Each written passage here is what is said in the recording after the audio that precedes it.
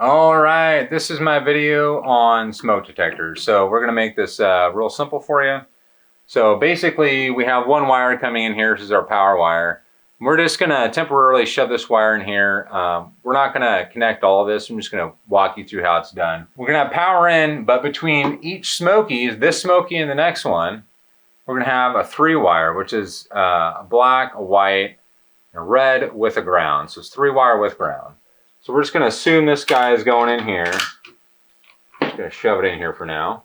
So basically what you would have is we'd have 2 sets of wires here. So how do you make up a Smoky box? You basically get your wires in the box, hold them out to the same length. We want at least 4 inches out of the box, frequently 6. So I'll hold it out to 6 with my thumb, cut it just like that, and I'm going to fold my wires in the box just like that. And then I'm done till later. So let's say all of a sudden later comes around and I come back and need to make this box up. We're gonna grab a Smoky and show you. Basically we have 2 different guys here. This guy is smoking carbon monoxide. They're frequently in where I'm from, requiring these everywhere. Those cost anywhere from $40 to $60. These are a wired connection. How can I tell? Because it has a little wire nut on here. So we want all these connected, so that way if one goes off, they all go off. That way if you're in a different room, you can, then where the fire is, hopefully there's not, you'll hear it. And then we got our Smoky here. So this has a little cover that goes over it. This one is just a smoke detector. So basically what I'm going to wire is this, and then I'm going to connect this on the back to that. So we're going to go ahead and show you how that's done. So all my red wires are going to loop together connected with this. So in this situation, we're gonna ditch this other wire because I don't want it hot, going to nothing. And I don't want to install 2 Smokies here, but basically if you're only doing 1 smoke detector and only one's wired, you're gonna leave the little end cap on this and that's gonna be fine. However, in this situation, so we're just gonna install our hot and our neutral. And if you have multiple, you're gonna connect the red, which is our 3-wire. We're gonna ditch our 3-wire here because I don't want to install one. As you can tell, this is all plastic. There is no ground needed. So I would wire up my grounds in the back of the box. We're gonna go ahead and use a different type of connector. So this is stranded, but it has like a soldering on it. So it's actually like solid straight. So we're not gonna use wire nut for this one. So we're gonna go ahead and use a pushing connector. There's a brand of these called Wago. Some people call these Wagos. That's all right, they can call them whatever they want. We're gonna go ahead and push this guy in here and push this guy in here. These are clear. I can see that it's going all the way to touching the back.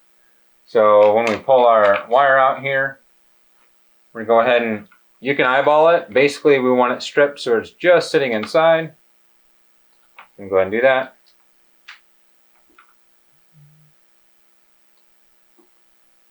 And we're gonna start by getting this ground out of here. So if I had multiple grounds, I'd wire nut them all together.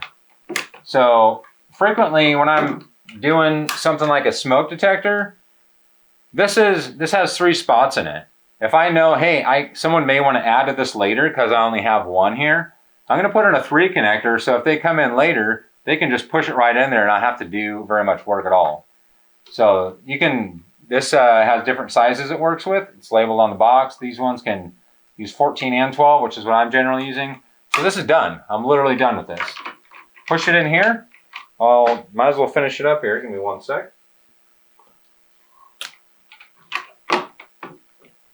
There we go. So this is big enough. I always use just Phillips sheetrock screws. Whenever I do smoke detectors, works great. If you have metal boxes, it's not going to work great at all. But if you have these plastic boxes, they work great. Just gonna find the right hole here. And the survey says, there we go.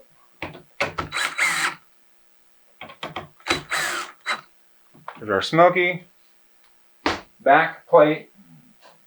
It's always good to leave these on if you have dust in the room.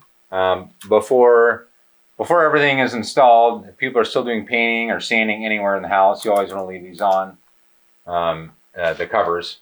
So this basically just plugs in the back, super straightforward, plugs in the back, everything here goes inside, twist it, already failed. It's okay. No, one of these sides didn't go in. There we go. All right. Apparently slightly more difficult than what I said there. And then I'm going to leave that in there until I'm done and they're ready to have the smoke detector actually function.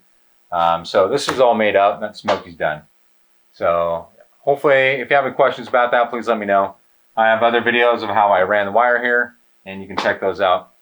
All right, on to the next one. Thanks a lot. It's DaveQ.